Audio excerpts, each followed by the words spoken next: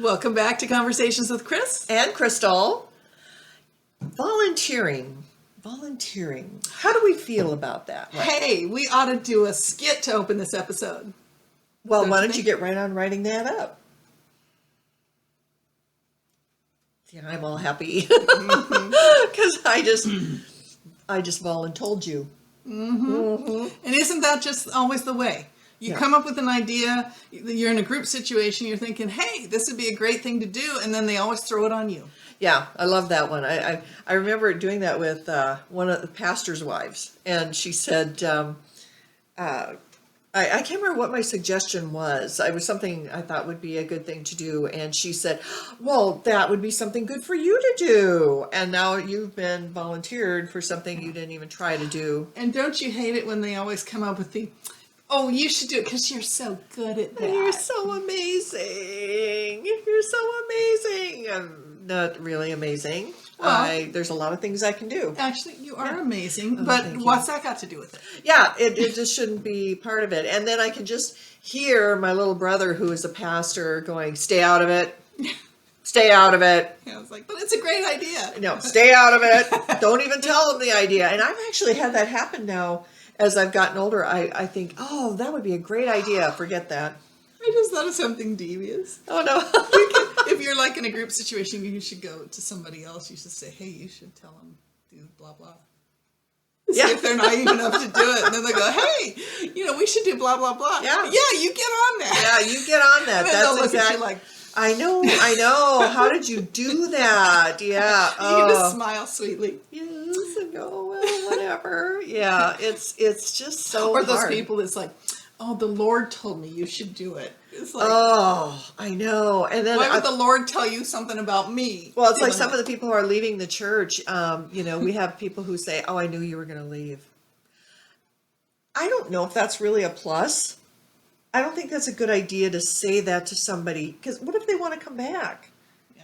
And now they feel like they can't even come back because you just slammed the door on them. And it doesn't make any sense to me why you would treat people like that. Well, that's like, in some relationship situations, some people are so controlling that every time the one person goes to the store or something, and they come back, oh, I thought you'd never come back. I thought you were leaving me, blah, blah, blah. Well, eventually you're going to make that person want to leave you. Yeah, you will. I mean, we went on vacation and came back, and people came up to us and said, oh, we thought maybe you left the church. And so we're really glad you're back. I think they lost about 3 people while we were gone again. And just a lot of stuff going on there right now. And I'm just one of these people that's really committed. I don't like to I don't give up. I don't give up easily. I just don't. And I soldier on. I hang in there. And I don't know what it is. It's like some people, because it's a small church. I don't know if anybody goes to smaller churches and, they say 10% of the church does everything in the church. The rest of the people are just there. I don't know how they can live their lives like that. I have no idea. But because I've always been involved and I always have to be doing something, but I really don't want to be the whole 10%. Mm-hmm, mm-hmm. I can't. I'm not 20 anymore. Your church is small enough that I think the 10% is 2 people anyway. I know. I think it is. Yeah, pretty sure. Yeah, and I think I can think of 2 of us, maybe 3, and then there's a 4th one. But yeah, that's limited. Very, very limited. So. My experience has always been the opposite. It's like I want to jump in with both feet. Yeah, I'm going to do this. This would be great. And then they're always like, well, I don't think we should do it that way. And I think this person should be doing it or whatever. And it's like, or that's not what we're going to do right now. Yeah, we don't really feel. And then by the time I've decided, well, I don't want to do it anymore, then they're like, okay, you can do this now. And it's like, no, not now. Not now. Yeah, no. Well, and that's the other thing too. When you have the inspiration, that is a thing. If God lays that on your heart and you have inspiration for that, that's a good reason for people to say, well, then you should do that, because it quite possibly is true that it came through you to them, and that's maybe why they do that, why they say you should be doing it then. Well, sometimes yes, sometimes no. But you know what I mean? Yeah. You know what I mean? I mean, if you have the inspiration, God gave inspiration. Yeah. So, and obviously nobody else in the whole church has that inspiration. Yeah. in any way, shape, or form. I do think, however, there should be people who can confirm that for you, who can say, "Oh, you know what? I thought that too," or "I see what you're saying." Or if you bring up the idea, you're not terribly enthused about it, but you're like, I think this would be a good idea, or for some reason you can't do it, or whatever. Yeah, right. And then somebody else is really excited about Yes, it. Then true, that person true. should be the one that does Then it. they could do that. Yeah. So, but all inspiration is given by God. So, all of our music. How does that even work? But okay, and that kind of stuff. So, I think that has something to do with the volunteering situation. But your brother is always so funny. I know. Stay out of it. Stay out of it. I can hear him so clearly in my head when I'm talking with somebody, and stay out of it, stay out of it. And I'm like, okay. Because, you and I are both idea people anyway. Yeah. We're always thinking of things. We have ideas all the time. And so now I have stepped back from what I was doing in theater at the church for this year, because we have a lot of people who are ill, and it's affecting a lot of my actors that I had, and the proud. No, they didn't have any pride. They were good. They were all very good at what they did. But yeah, it just came out that way. Yeah. So anyway, that's, we're just talking about this volunteer thing and how that works, and it's hard. It's really, really hard. It's like they take advantage of people that then volunteer. You do one thing, and now they want you to do 20 as long as you're on a roll.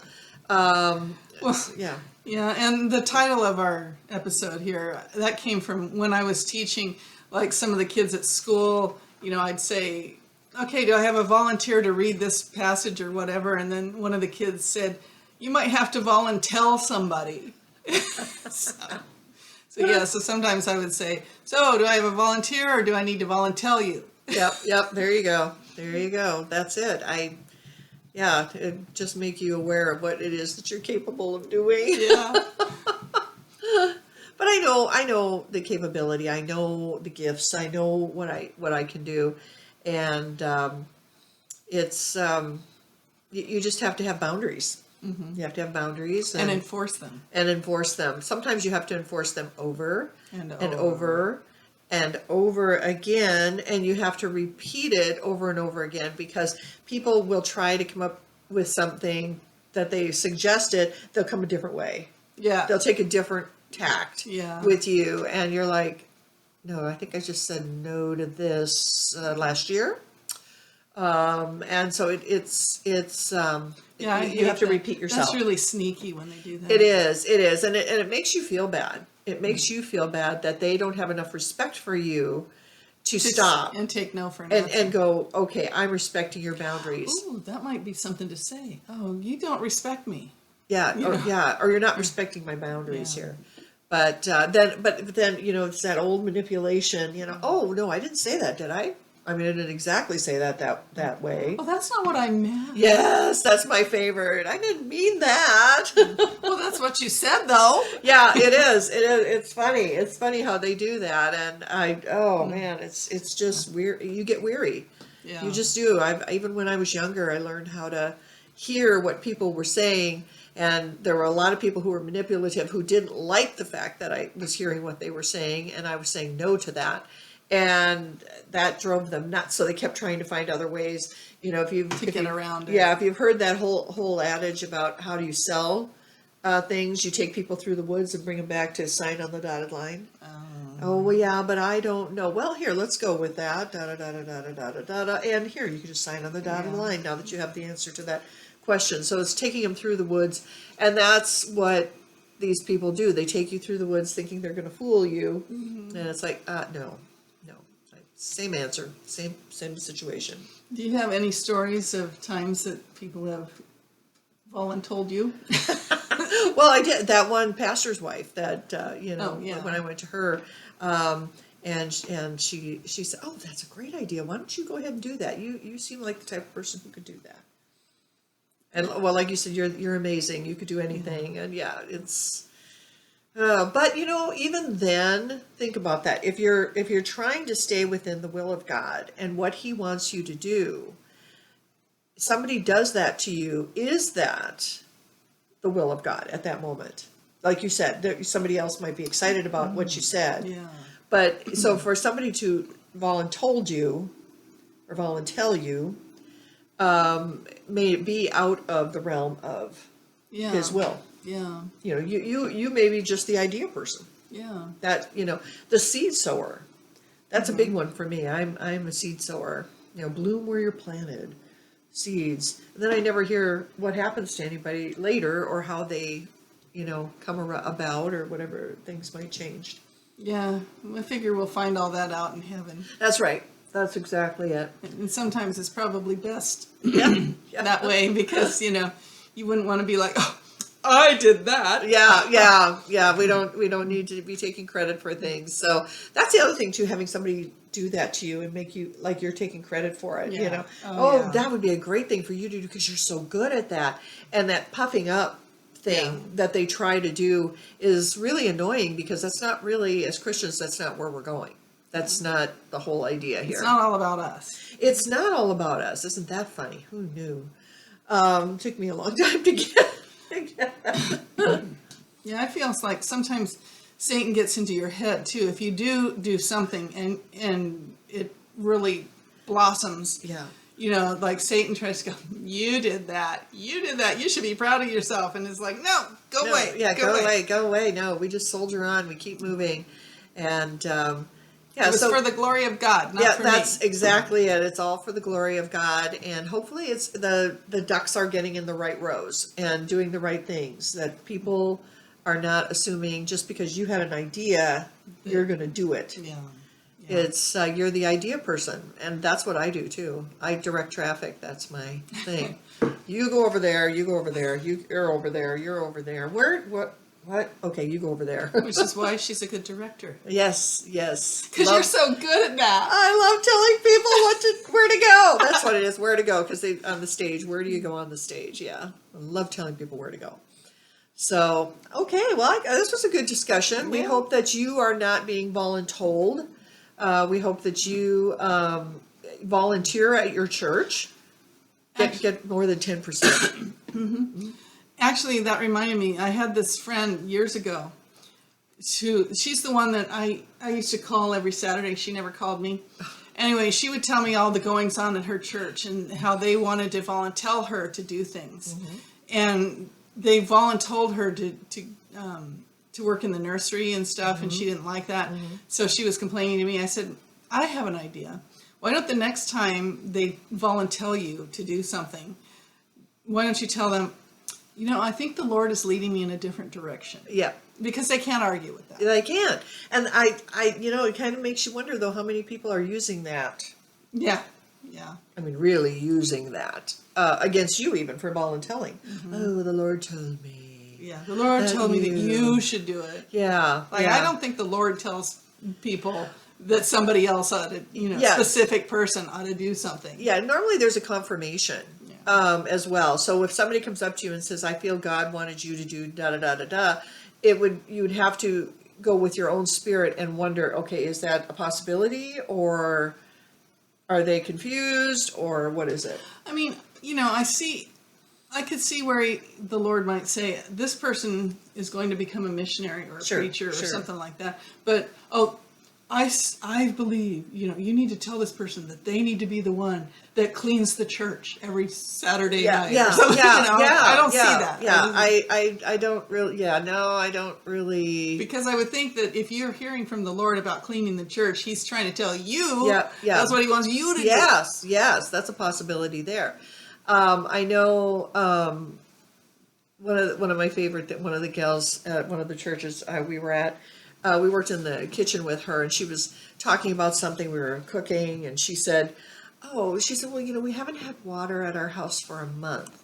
And we're all like, what? Because she has children, and we're like, what? And she said, well, I was waiting for God to send someone who would knock on the door and say, God told me to pay your water bill. And I'm not sure where that goes. I think you have not because you ask not. Yeah. And one of the other gals came running into the room and she said, "You what?"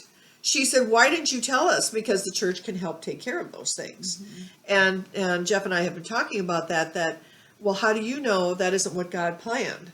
That you tell somebody and they go, "Yes, we can take care of that for you." Yeah. Because if they can't, they can't. They're going to come and say, "Well, oh, wow. Well, let's pray about that. Let's see what we can do about that." I mean, God can do miracles like that. Yeah. Like my friend Marilyn, her parents were missionaries to the Aborigines in Australia back in, I don't even know what year that was, but Yeah.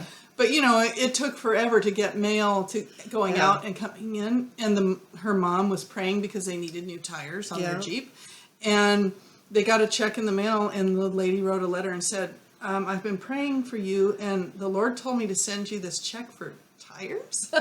Yeah. Yeah. So I mean, He can do that, but Yeah. but that's a different situation. If they had some place nearby, I'm Yes. sure they would have said, "Hey, we need money for tires," and that would Yeah, you know, or somebody would have donated tires. You know, Yeah. you just don't know. Yeah. And that was something my brother's been talking about too. Your God moment, the moment that you have by faith believed that everything is going to work out, and it does. It just comes in. We had a pastor that he always talked about his mother, and she was a single mom, and she would have the kids set the table, but they had no food. And he thought that was kind of odd. Yeah. And she would pray, and sure enough, there'd be a knock at the door, and I guess it was their neighbor who actually made tons of tamales all the time, and she would always come and say, "Here's some for you." And so they always had food, but she would always believe that it was going to come, and it did. And so that's that process there. And I think Joyce Meyer talks about how when she was younger, she really wished she had dish towels, and she didn't have any dish towels. And she said, "Lord, I need some dish towels." And somebody came and knocked at the door and said, "God told me to give you dish towels." How weird is that? And the other thing you have to do is you have to depend on people, because we have, free will. And God may tell them something and they may not do it, so God's got to go find somebody else. So it takes a little bit of time.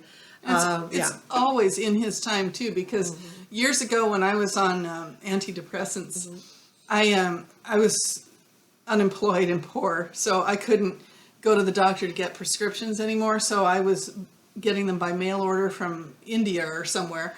And one time I was down to like my last few pills, and I was praying. I said, "Lord, I really need these pills to come in, and I'm getting worried. If you could have them come in by Thursday, that would be wonderful." "Oh, I guess I could wait until Friday, because Let's work this out. My last pill is Thursday, so I could wait till Friday. But, please, blah, blah. So it's getting down to the wire, and I looked on the internet to check the order. There was no record that I had ever even ordered it. Oh, I my. never got charged for it. I was panicking.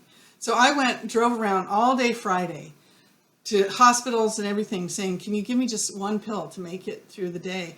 And nobody would help me. I get home, there in my mailbox are the pills. And I could just picture the Lord up there going, "You moron! Didn't you believe me?"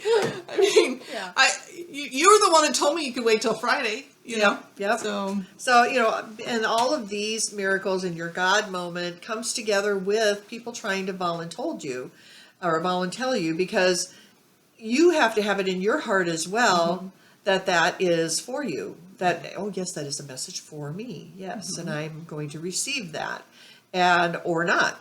So you have to set your boundaries there. But well, we'd love to hear when you've been voluntold, and also what you do. What volunteer things do you do at church? That would be fun to hear. Or in the community. Or in the community, yep. And how you work with people. Yeah, we got one of the guys at church. He actually had a truck with signs all over it. He goes out into street ministry. He's a commercial airline pilot, and he goes out and he loves doing that. He said he was afraid when he first started. Is he the one that built the door? Yeah. Oh, yeah. Yeah. Okay. And he was afraid when he first started. He goes, "But I just did it. I knew I had to do it, and I went and did it." Yeah, see, and that's it. You know what you know. Yeah, so, you do. You know that you know, and it just comes and it works. And Yeah. that's where you're headed. Because, if God wants you to do it, you're going to know. Yeah, in no uncertain terms, because you get that peace, that feeling of yeah. peace over you. And joy. It's just, enjoy. It's like, oh yeah, oh wow, yeah. And you can't shake it either. It just stays with you because that's where you're supposed to be. And so just know that going in. Yeah. So, okie dokie. Well, thank you so much for spending some time with us. And again, let us know down below where in the comments to what you do at your church. Yeah. You can also email us. All our information is down in the description below. So Okay. have a great day, And- week, month, and year. Yes. Just remember, Take care of yourself because nobody else will. Bye for now.